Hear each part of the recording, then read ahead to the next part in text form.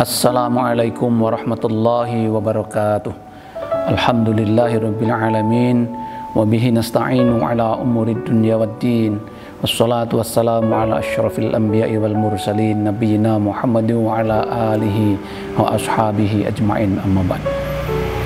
Para pendengar kaum muslimin wal muslimat rahimakumullah, bersyukur kepada Allah pada kesempatan ini Allah telah berikan kepada kita berbagai anugerah, kenikmatan, terutama nikmat iman dan Islam, sehingga kita terus bisa beraktivitas melaksanakan rangkaian ibadah di bulan Ramadan.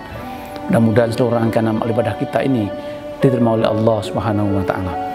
Salawat dan salam semoga tetap tercurahkan bagi junjungan kita Nabi Muhammad sallallahu alaihi wasallam. Ada pertanyaan yang sangat menggelitik bagi kita sebagai muslim. Mengapa umat Islam di Indonesia tidak bisa kaya?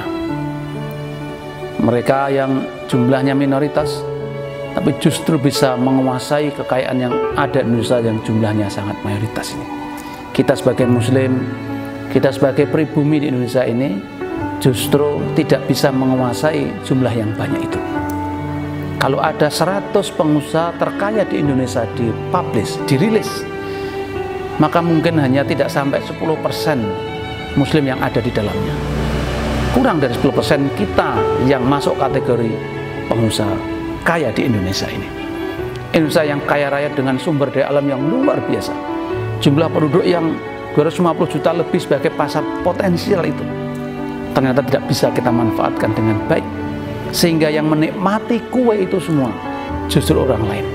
Yang menikmati kekayaan alam yang Allah limpahkan kepada bangsa kita itu justru oleh umat lain, yang mereka boleh jadi bukan asli Indonesia, mereka impor dari negara lain datang ke kita, tapi mereka bisa menguasai jumlah kekayaan yang banyak itu. Dalam perspektif internal kita, salah satu faktor yang bisa kita evaluasi adalah persoalan etos kerja.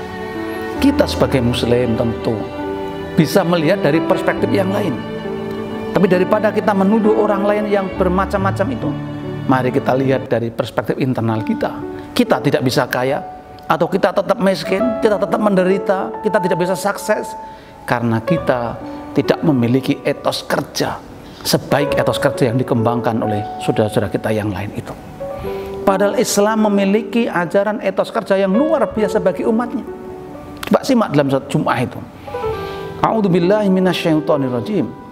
Fa idza qudiyatis sholatu fantashiru fil ardi wabtaghu min fadlillah wazkurullaha katsiran la'allakum tuflihun. Dan jika sholat telah usai dilaksanakan, telah selesai sholat kita lakukan, maka bertebaranlah kamu semua di muka bumi itu. Untuk apa? Wabtaghu min fadlillah.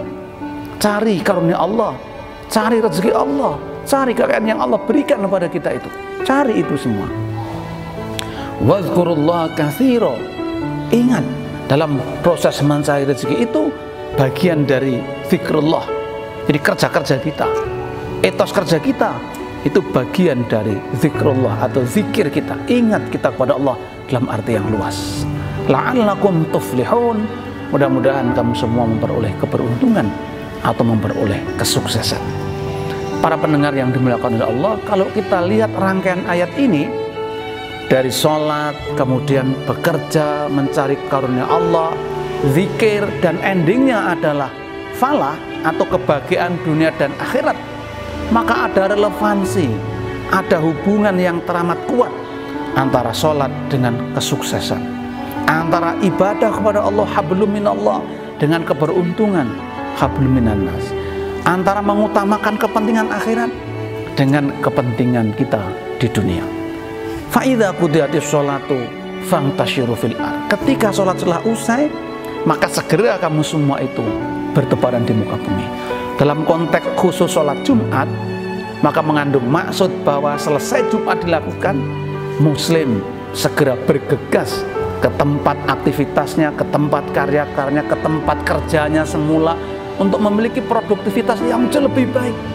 Ada energi sholat yang dibawa, ada energi Jumat yang dibangun, ada energi ibadah yang melatari seluruh aktivitas kehidupan kita. Ingat ini, ketika sholat telah usai dilakukan, maka bertebaranlah kamu semua mencari karunia Allah itu bukan bermalas-malasan. Selesai ibadah sholat, kembali kita bekerja. Dalam arti khusus begitu.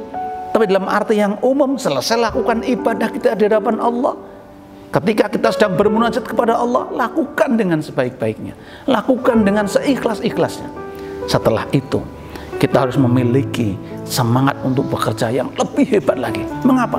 Karena kerja-kerja kita diinspirasi oleh nilai-nilai sholat yang kita lakukan.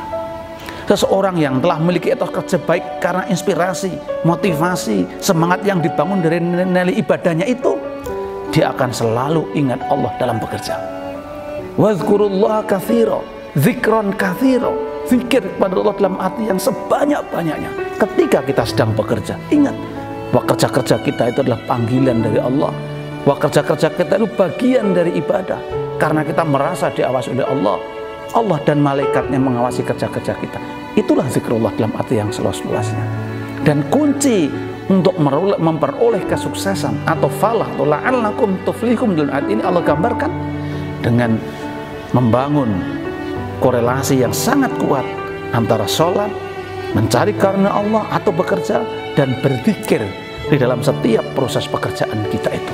Insya Allah dengan demikian Allah akan karuniakan kepada kita falah atau kesuksesan dunia dan akhirat. Tidak saja diukur kerja-kerja kita dengan berhasilnya kita mengumpulkan harta di dunia, tapi lebih dari itu, harta yang berhasil kita kumpulkan di dunia itu untuk memperoleh kebahagiaan di akhirat, mengantarkan kita kepada kebahagiaan yang sesungguhnya, yakni kebahagiaan di akhirat kelak. Demikian yang bisa kami sampaikan, kurangnya saya mohon maaf. Assalamualaikum warahmatullahi wabarakatuh.